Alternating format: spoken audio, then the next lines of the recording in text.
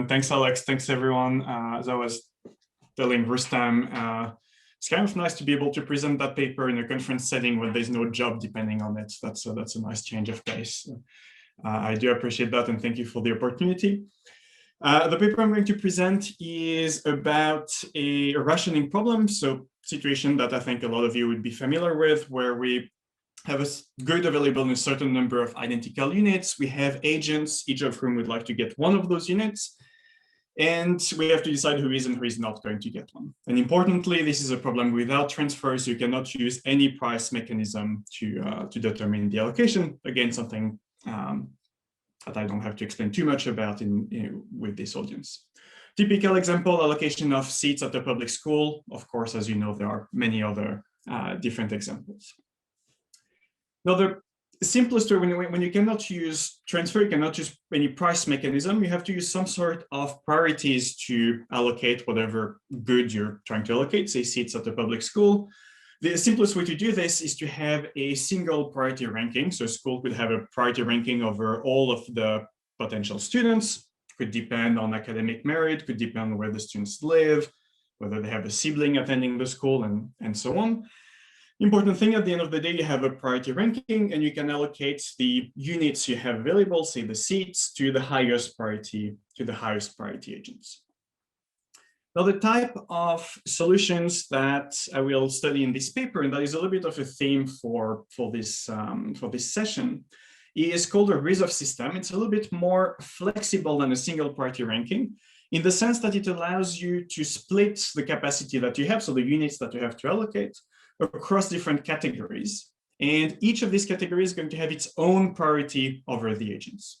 So instead of having a single priority ranking, you have multiple ones, one for each of the categories.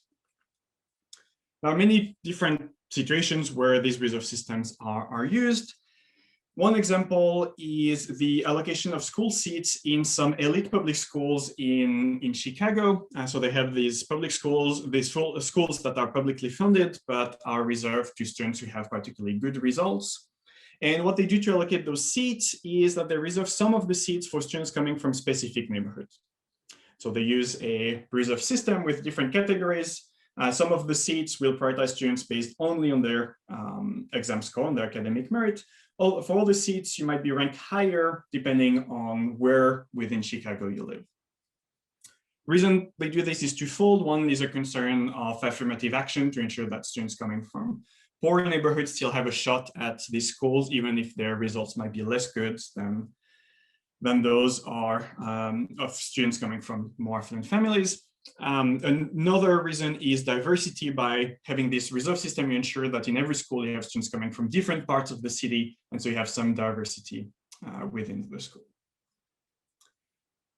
Now, the way reserve systems are typically handled both in practice and in the literature is through what is known as sequential processing. And this is very simple and intuitive, and that's probably why it's so widely used.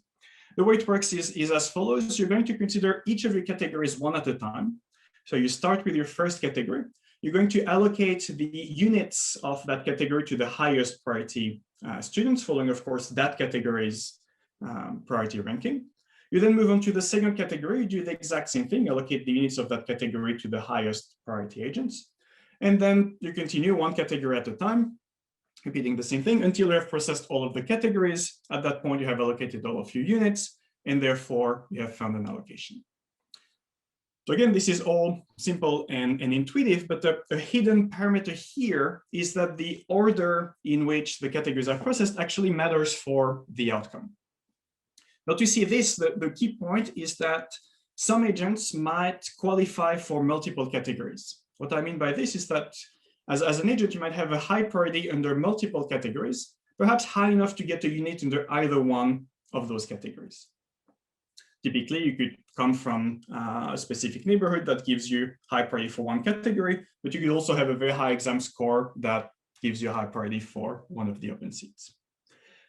Now, such an agent who qualifies for multiple categories, what's going to happen mechanically under sequential processing is that he's going to receive a unit from whichever one of those categories is being processed first. And that's not so hard to see. As soon as one category for which you qualify is processed, you get a unit from that category. The categories processed subsequently no longer need to consider you because you already have a unit. Why does this matter? Well, it means that everything else being equal, a category is going to matter more the later it is going to be processed.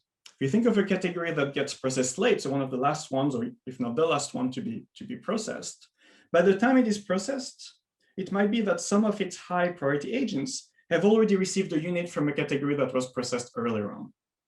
And so if a category is being processed late, there's a good chance it's going to get some of its high priority agents for free, in the sense that those agents do get a unit, but without affecting the quota of that category. Now that makes the design of reserved systems fairly difficult in practice because you have to worry about two things. One, which is the obvious one, which is how much capacity you're going to allocate through each of the categories. And the other more hidden one is the order in which you're going to process those two categories. Both are going to matter. The way they're going to interact is fairly counterintuitive and even for well-informed policymakers, very difficult to predict. That can lead to issues, that can lead to unintended consequences, and I will show you some examples where this has happened. What I do in the paper is propose a solution to this problem. The basic idea is to replace sequential processing by simultaneous processing. So instead of processing each category one at a time, you can process all of them together. Clear advantage of this approach is that you no longer have any precedence order over the categories. What I mean by precedence order is the order in which the categories are processed. No, they're all processed simultaneously. You no longer have any precedence order. The key idea that allows me to do this is to recognize that when an agent qualifies for multiple categories, so it goes back again to that idea of an agent who qualifies for multiple categories. When that is the case, that agent doesn't necessarily need to get a unit from one of those categories, as would happen with sequential processing, but instead, the unit that the agent is going to get could be split across those categories. Doesn't mean that you have to physically split that unit, say a school seat. The agent at the end of the day still gets one unit, but for accounting purposes, that unit can be split equally across all of the categories. Okay, so that's the basic idea. Just a little bit of motivation for what I got interested in this problem. Really, the motivation is twofold. The first one is that reserved systems are used in a wide range of problems in real world problems. The second one is that the processing order has led to some issues and could lead to some issues in the future. A good example of this is what happened in Boston a few years ago. For their public school admission, they had a reserve system where for each public school, half of the seats were reserved for students who were living within walking distance of the school. So half of those seats would be reserved, the other half would be open to everyone. They saw this as a compromise between a neighborhood school system and a school choice system. But things didn't really work out the way they expected. It turned out that the reserve they had played almost no role in the outcome. And the reason why this was the case and that they hadn't realized is that they were processing the reserved seats before the open seats, and that almost nullified the impact of the reserve. This is something that Umut, Scott, Parag, and Typhoon showed in the paper, and that led to the authorities effectively abandoning their reserve system almost 10 years ago, 8 years ago. And I think that my solution here could have been useful to implement what the authorities in Boston had in mind and could potentially have saved their reserve system. There are more examples, but in the interest of time, I will skip them for now and just talk a little bit about some experimental evidence in a recent paper by Parag, Alex, and Typhoon, where they had subjects who had to make decisions over reserve systems. And the main punchline of the paper is that the subjects tend to correctly take into account the impact of all decision-relevant parameters, except for the precedence order. So they really have difficulty taking into account the precedence order. In fact, they found that a large proportion of subjects did not take the precedence order into account at all when making decisions. And this seems to corroborate what happened in Boston, where the authorities didn't realize that the precedence order would matter. an example where this could potentially be useful, I'm sure many of you have seen this recent paper by Parag, Utku, Typhoon, and Bumin about using reserve systems for healthcare rationing. This has really taken off, and in fact, it's been used in some states in the US for allocating vaccines. Now, if reserves are implemented in the medical sector, again, we could have this issue of the precedence order. Policymakers have to decide not only how much capacity to reserve for specific groups, but also in which order to process the resulting categories. That's the main idea and motivation. The second half of the talk, I'm going to try to be a little bit more formal and precise about everything, starting with the setup. It's a very simple setup, to be honest. We have a set of agents. What those are really depends on the application that you're thinking about. So I'm using an application neutral terminology. We have a certain number of identical and indivisible units that are to be allocated to those agents. So what makes a reserve system what it is the presence of a set of categories. Again, these categories could represent anything. You could have as many as you want. The model is completely flexible. What is important is that each of these categories is going to have its own priority order over the agents. So again, instead of having a single priority order, you have multiple ones, one for each of the categories. So each category ranks the agents from highest to lowest priority. Just as a small technical point, as part of each category's order is an eligibility threshold. This simply captures the fact that in some applications, not all agents might be eligible for all categories. So it might be that for some categories, you're not allowed to get any capacity from that category, even if there is some capacity left over. So this is modeled here by having an eligibility threshold. If you're ranked above that eligibility threshold, you're eligible and you can get capacity from that category, subject to the category, of course, having some for you. If you're ranked below, you're not eligible and cannot get any capacity from that category. Of course, each category is going to have a quota. This is the amount of capacity that is allocated through that category. The sum of the category quotas sums up to the total number of units that you have. So it's really, again, that idea of splitting the units you have, splitting the capacity you have across different categories. The type of solutions we're going to be looking at is called an allocation. It's actually a lot simpler than this expression here suggests. An allocation is simply going to be a matrix. In the rows, you're going to have the agents. In the columns, you're going to have the categories. And what each element is going to tell you is how much capacity the category is allocating to the agent. The total amount of capacity that an agent can be allocated is at most 1. Looking here at unit demand agents, and the total amount of capacity that the category can allocate is at most its quota.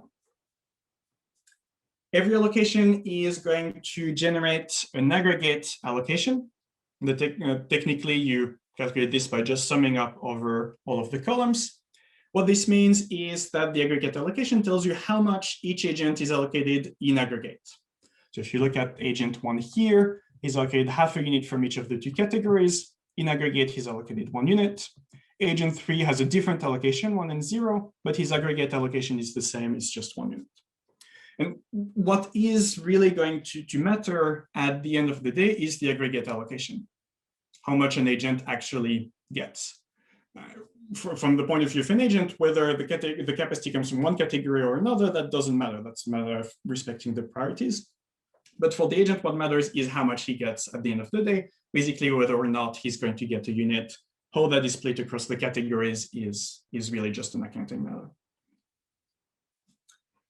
Okay, so I have defined allocations. I'm going to want my allocations to satisfy 4 axioms, 4 properties that actually are going to characterize my solution concept. The first 3 are completely common in the literature and I think completely uncontroversial. In every paper I know about this, every application I know about this, they are satisfied. The first one is called the compliance with eligibility requirements. All this says is that as an agent, you can only get capacity from categories for which you are eligible. So again, there could be some categories for which you're not eligible. In that case, you cannot get any capacity from them.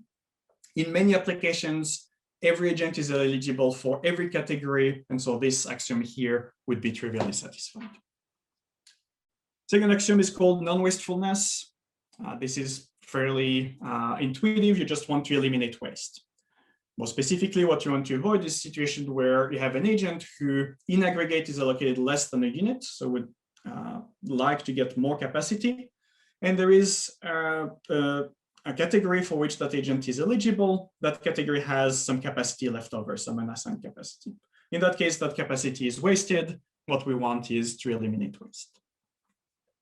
Third one is called the respect of priorities. I think it speaks for itself in terms of what it is. You want to respect the priorities at each of the categories. So you don't want any priority violation. Priority violation occurs when, as an agent, you have you allocate less than 1 unit in aggregate, so you would like some more capacity. And for some category, there is a lower priority agent who is allocated some capacity. In that case, your priority is violated because that capacity should go to you, should not go to the lower priority agent. So again, these are really standard and I think uncontroversial. The new axiom that sets my solution apart is what I call the category neutrality condition. I'm not going to define it formally here in the interest of time, but the basic idea to have in mind is that idea that if an agent qualifies for multiple categories, she's going to take the same amount of capacity from each of them.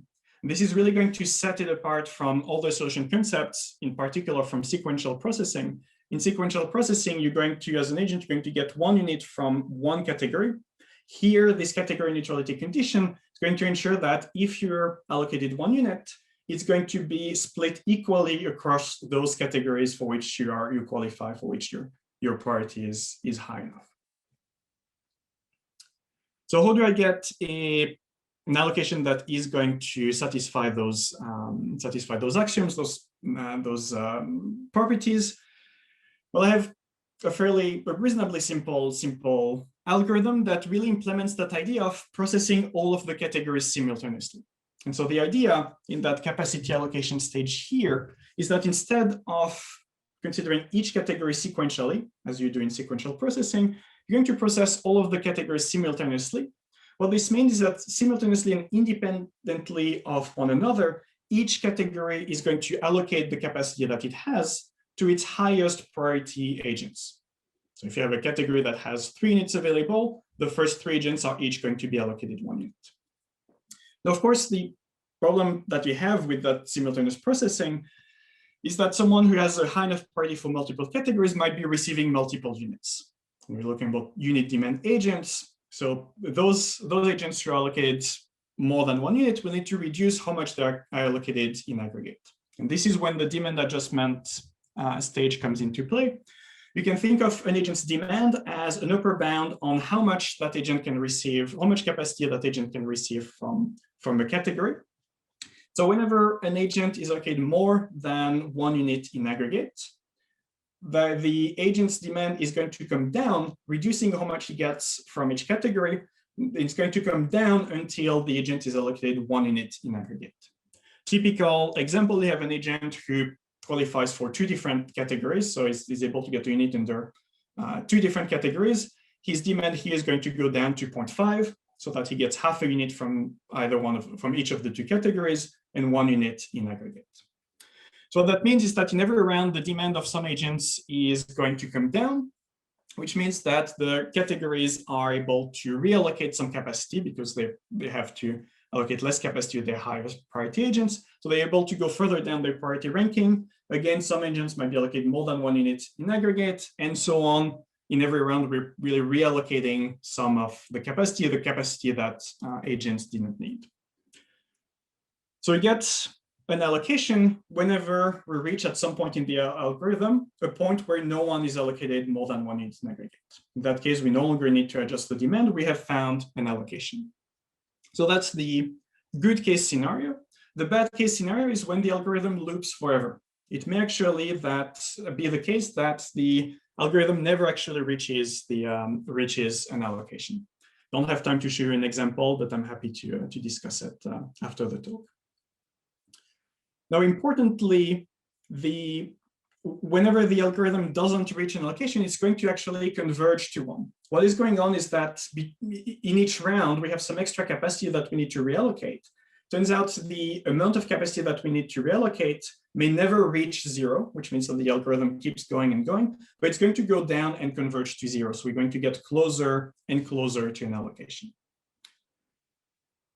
To the good news first, that means that the outcome of the algorithm is well defined. The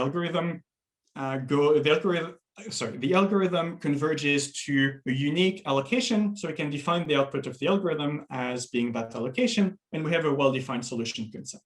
So what I'm going to call the SR allocation, SR for simultaneous reserve, is going to be the allocation to which the algorithm converges.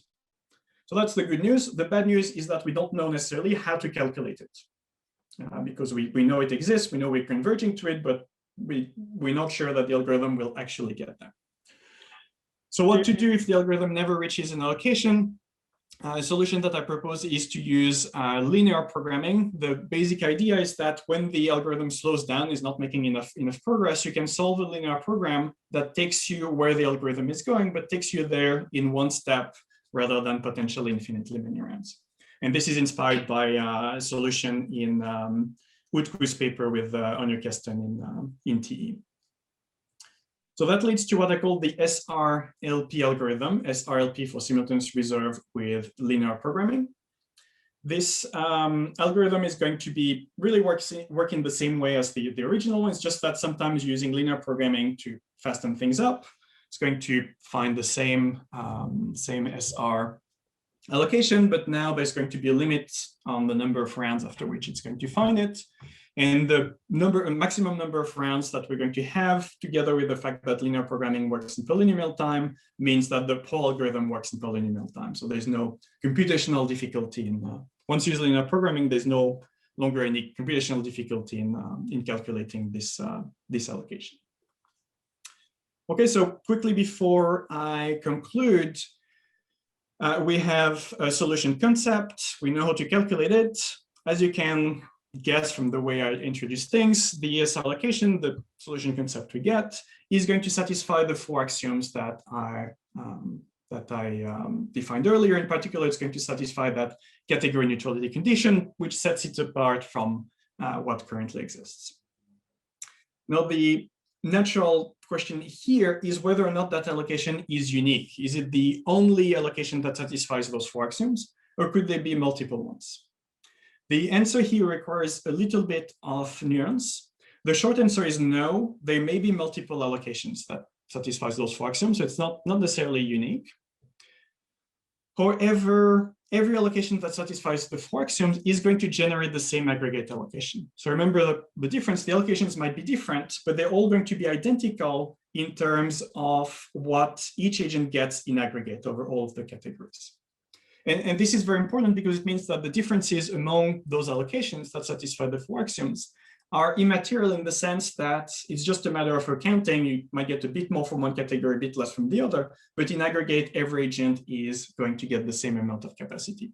So really, it doesn't really matter whether we use this allocation or another one that satisfies the 4 axioms. I think I must be almost out of time, and I want to be able to leave the floor to Bertrand on time. So I'm just going to leave the conclusion slide here. I'll leave it to Alex to decide whether or not we have time for a question. But in the meantime, I'm just thanking you for your attention and happy to talk more over the break. There is one question, David. Thank you very much. So I know the audience is very familiar with the probabilistic serial.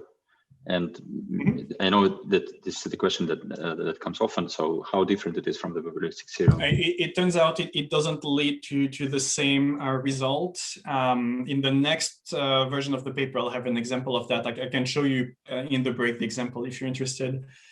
It doesn't lead to the same solution. The key difference is that through my algorithm, you can the amount of capacity that the category is going to allocate to an agent can go down over time. If an agent starts to qualify for more categories, then he's going to get less from from each of them, less capacity from each of them. This is something that probabilistic serial doesn't do. And so for that reason, probabilistic serial is not going to satisfy the category neutrality condition. That's the short answer. I can show you an example later if you're interested. Okay, so let's continue this in the lobby. Sharing. There you go, Burton. The floor is yours.